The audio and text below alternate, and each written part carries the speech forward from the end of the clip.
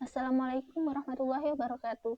Halo teman-teman, pada video kali ini kita akan menjelaskan tentang teori grup dan representasi dalam kimia kuantum, serta hubungannya dengan kehidupan sehari-hari. Mungkin saat mendengar kata teori grup, yang terbayang adalah matematika yang rumit. Padahal sebenarnya konsep ini sangat dekat dengan kehidupan kita, terutama yang berkaitan dengan simetri, pola, dan teknologi modern. Yuk kita bahas. Grup teori ini mempelajari tentang kumpulan elemen dengan aturan operasi tertentu. Sederhananya, teori grup digunakan untuk mempelajari keteraturan dan simetri. Suatu himpunan disebut grup jika memenuhi 4 syarat utama, yaitu tertutup, asosiatif, memiliki identitas, dan memiliki inverse. Contoh sederhananya yaitu bilangan bulat dengan operasi penjumlahan.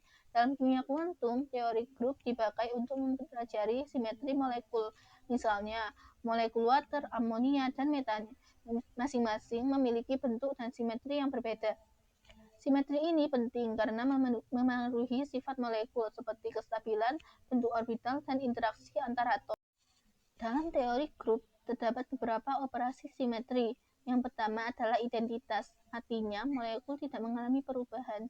Yang kedua adalah rotasi, molekul diputar pada sudut tertentu tetapi bentuknya tetap sama.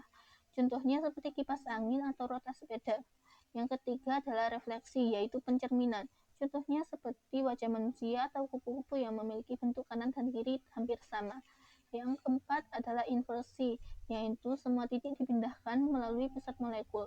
Dan yang terakhir adalah rotasi refleksi, yaitu gabungan antara rotasi dan refleksi. Kumpulan semua operasi simetri ini membentuk sebuah grup yang disebut point group. Selanjutnya adalah representasi. Representasi teori adalah cara menggambarkan operasi simetri ke dalam bentuk matriks. Tujuannya supaya perhitungan dalam kimia kuantum menjadi lebih mudah. Contohnya, saat suatu molekul diputar 180 derajat, perubahan posisi atom dapat dituliskan dalam bentuk matriks. Representasi ini membantu ilmuwan memahami yang pertama orbital molekul, yang kedua ikatan kimia, dan yang terakhir perpindahan elektron. Dalam kimia kuantum, teori grup dan representasi digunakan untuk menentukan orbital yang dapat berikatan. Yang kedua, menganalisis spektrum IR dan Raman. Dan yang terakhir, menyederhanakan persamaan mekanika kuantum. Walaupun teori grup sering digunakan dalam matematika dan kimia kuantum, sebenarnya konsep ini juga dapat ditemukan dalam berbagai aspek kehidupan sehari-hari.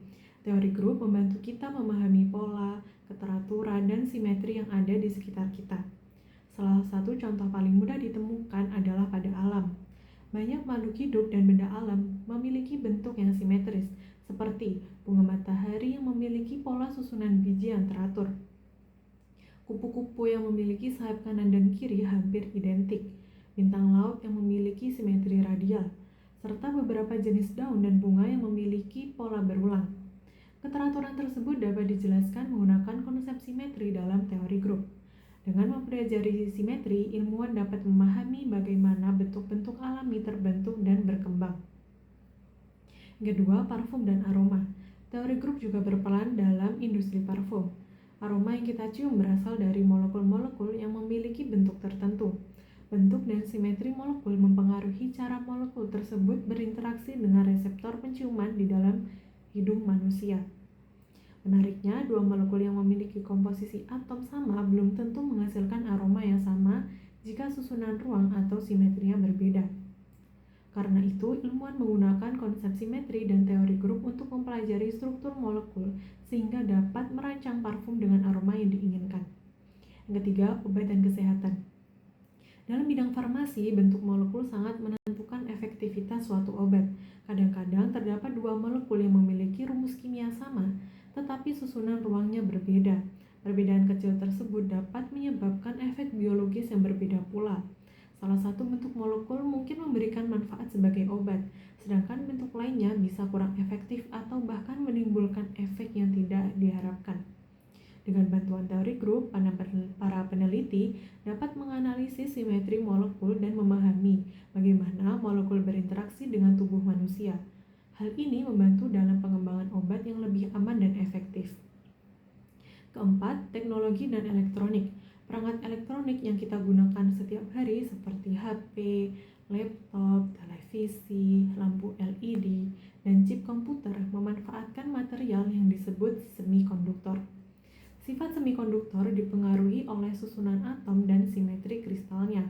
Untuk memahami perilaku elektron di dalam material tersebut, ilmuwan menggunakan teori grup dan kimia kuantum. Melalui analisis simetri, para peneliti dapat memprediksi sifat listrik, optik, dan magnetik suatu material. Hasilnya adalah pengembangan teknologi yang semakin cepat, hemat energi, dan berukuran lebih kecil. Yang terakhir, seni dan musik. Selain di bidang sains, teori grup juga dapat ditemukan dalam seni dan musik.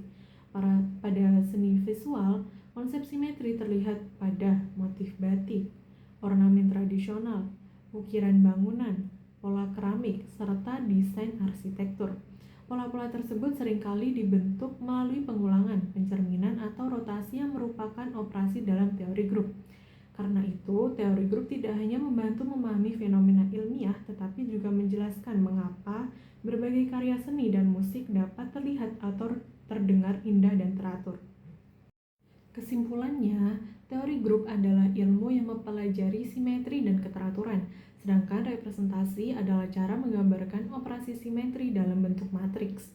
Dalam kimia kuantum, konsep ini digunakan untuk memahami orbital, ikatan molekul, spektrum, dan sifat material. Selain itu, teori grup juga berhubungan dengan kehidupan sehari-hari, mulai dari alam, parfum, obat-obatan, teknologi, hingga seni dan musik. Jadi, sesuatu yang terlihat rumit dalam matematika ternyata memiliki manfaat besar dalam kehidupan manusia. Sekian penjelasan dari kami. Terima kasih atas perhatiannya. Wassalamualaikum warahmatullahi wabarakatuh.